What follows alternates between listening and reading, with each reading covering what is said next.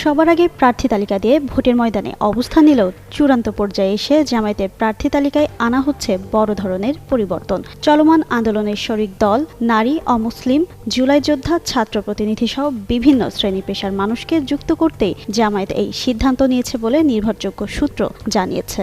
জামায়াতের নির্বাচনী টিম বর্তমানে প্রার্থী তালিকা চূড়ান্তকরণের কাজ করছে, যাতে থাকছে বড় চমক।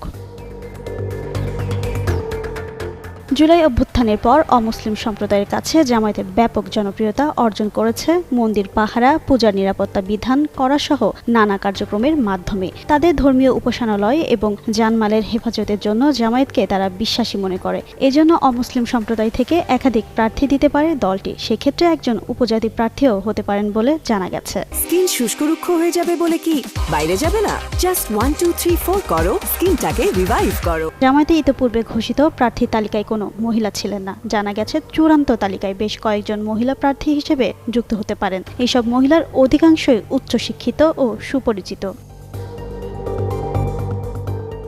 সূত্রমতে জামায়াতের ইতিপূর্বে ঘোষিত তালিকায় বড় পরিবর্তন আসবে শরিকদের জন্য। এর পাশাপাশি অন্তত 4 জন ভাইস চ্যান্সেলর জামায়াতের মনোনয়ন পেতে পারেন। সম্প্রতি সমাপ্ত বিশ্ববিদ্যালয়ের ছাত্র সংসদের নির্বাচিত 3 জন ভিপি এবং 2 জন জিএস সহ কয়েকজন ছাত্র প্রতিনিধিকে জামায়াত মনোনয়ন দেওয়ার চিন্তাভাবনা করছে, যাদের সবাই জুলাই আন্দোলনে ছিলেন সম্মুখ সারির নেতা। একজন উপদেষ্টা সহ আরও কয়েকজন সম্মুখ সারির জুলাই গণঅভ্যুত্থানের নেতাদের জন্য ওইসব আসন ছাড় দিতে পারে জামায়াত। তাদের সঙ্গে জোট করার চিন্তা ভাবনা থাকলেও যদি জোট না হয় তারপরও কয়েকজনের জন্য আসন ছাড় দিতে পারে জামায়াত।